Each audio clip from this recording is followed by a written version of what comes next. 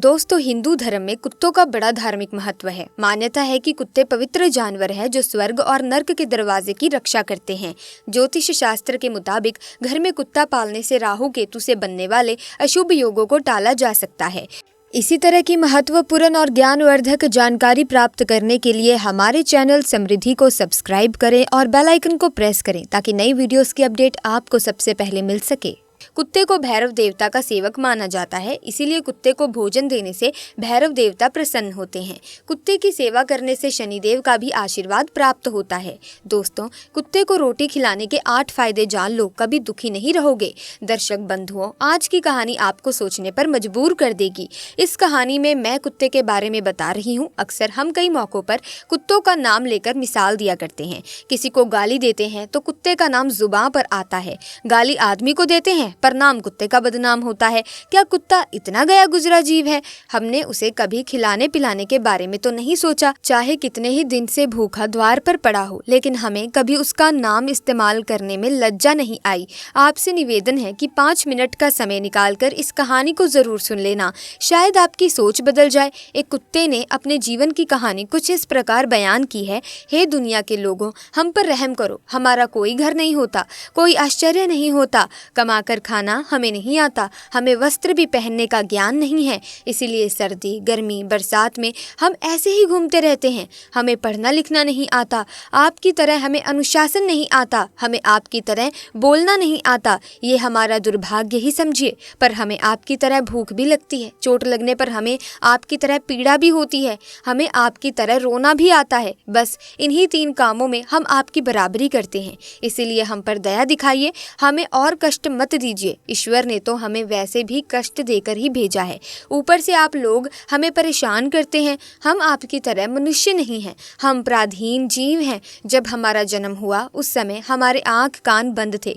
कह नहीं सकते कि उसी समय आपके जन्म पर जैसे नाच गान होता है, बाजे बजते हैं, खुशी मनाई जाती है, हमारे जन्म पर भी ये सब कुछ हुआ होगा। हमारे जन्म पर किसी ने खुशी नहीं मनाई होगी। हम जिस बिछौने पर थे वो रुई की भान नरम तो था, सर्दी बिल्कुल नहीं लगती थी। मैं मन में सोच रहा था कि किसी बड़े घर में पैदा हुआ हूँ, लेकिन जब हमारी आंख खुली तो मैंने देखा कि हमारी माँ, जिसे आप लोग कुतिया बोलते हो, वो अपने 4 बच्चों को छाती से चिपटा कर एक भार की राख में पड़ी थी। हम 4 भाई थे, बाकी 3 भाई तो लाल और भूरे रंग के थे। मैं अकेला काला था, सबसे छोटा मैं ही था, इसीलिए कमजोर भी था। मेरी माँ हम लोगों के पास जब तब आती थी क्योंकि उसे भी अपने भोजन की व्यवस्था करनी पड़ती थी। यदि वो ना खाती तो हमें दूध कहाँ से पिलाती? उस एक पर हम 4 निर्भर थे। वो बेचारी अपने भोजन के लिए इधर उधर दौड़ती रहती थी। कभी भोजन मिल भी जाता था, कभी नहीं भी मिलता था, लेकिन वो हमेशा हम चारों का बड़ा ख्याल रखती थी। आखिर माँ जो थी वो रात रात भर जाग कर गाँव की रखवाली करती थी। मजाल क्या जो अनजान आदमी बुरी नीयत से कि गाँव और भी झांक जाए। दूसरे गांव के कुत्ते भी हमारी माँ के डर से गांव में नहीं आते थे। गांव के किसी किसान के खेत में कोई सांड या नील गाय फसल खाने आता तो हमारी माँ उसे दौड़ाकर भगा देती। गांव वालों के लिए इतना सब करने के बाद भी कोई हमारी माँ को स्व इच्छा से भोजन नहीं देता था। उसके लिए उसे मजबूर होकर छीना झपटी करनी पड़ती थी। कई बार तो लोग उसे लाठी डंडों से पीटकर भगा देते। बेचारी उस दिन भूखी रहकर पेट की आग से जलती रहती थी। आखिर भूख तो हमें आपकी ही तरह लगती है, ऊपर से उसे अपने 4 बच्चों की चिंता लगी रहती थी। आखिर माँ जो थी, जब भूख उसे चैन से बैठने नहीं देती और गांव वालों का भी उसे देखकर हृदय नहीं पसीजता तो बेबस होकर के उस लोगों के घर में चोरी से घुसना पड़ता और खाने की कोई चीज़ मिल जाती तो उसे खाकर अपने पेट की आग बुझा लेती। कई बार तो लोग उसे खाने की वस्तु दे जाते, देखा तो लाठी डंडे लेकर उसके पीछे पड़ जाते। कुछ निर्दयी लोग तो कई बार उसे घर के अंदर बंद करके पीटते थे, हमारी माँ का बुरा हाल कर देते थे। क्या बिगाड़ा था उसने? सिर्फ अपने पेट के लिए भोजन ही तो चुराया था। चोरी करने का हमें कोई शौक नहीं है, पर पापी पेट हमें ये सब करने के लिए मजबूर कर देता है। एक दिन की बात है, बड़ी ठंडी बरसात हुई, ओले पड़े थे, ठंडी हवा चल रही थी। उसे ठंड में ठिठुर कर हमारे 2 भाई मर गए। उस दिन हमारी माँ बहुत रोई, लेकिन मनुष्य हमारी पीड़ा क्यों समझेगा? उसके बच्चे थोड़े न मरे थे। अब हम सिर्फ 2 भाई रह गए थे। हमारी माँ हम दोनों की अच्छे से देखभाल करने लगी थी। एक दिन उसी गाँव में एक बनिए के घर पर दावत चल रही थी, पूड़ियाँ बन रही थी। बनिए के घर काफी मेहमान आए हुए थे। हमारी माँ कुछ खाने की तलाश में बार बार उधर जाती, लेकिन लोग उसे धुतकार कर भगा देते। किसी को उस पर तरस नहीं आया कि एक पूरी उस बेचारी को खाने को फेंक दे। एक पूरी से उनका क्या बिगड़ जाता। मेरी माँ ललचा ललचा कर रह जाती। माँ वहीं खड़ी खड़ी देखती रही। दोस्तों, उधर बनिए के आंगन में दावत खाने का सिलसिला चालू हुआ। भोजन परोसा जाने लगा। माता जी भी वहीं जाकर पूछ हिलाने लगी। खाना परोसने वाला आदमी जब किसी काम से भीतर गया तो मेरी माँ दबे पांव पूड़ियों के ट्रे के पास पहुंच गई। अब तो उसे देखकर चारों तरफ से दूधू हाहा धक धक की आवाज होने लगी।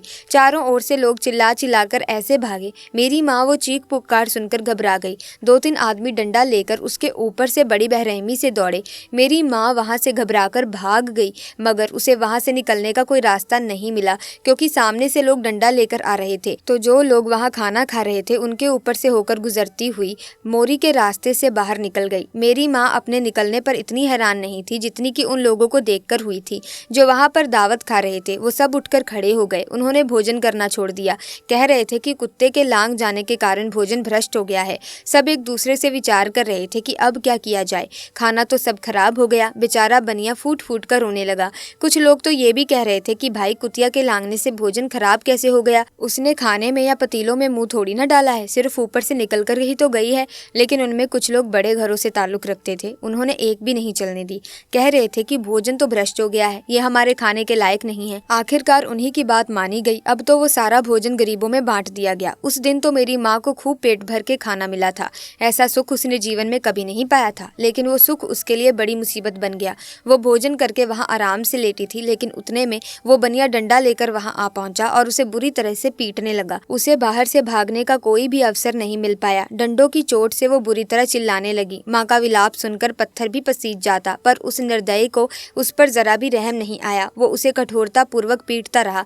माँ का वो आह का शोर पूरे गांव में सुनाई दे रहा था।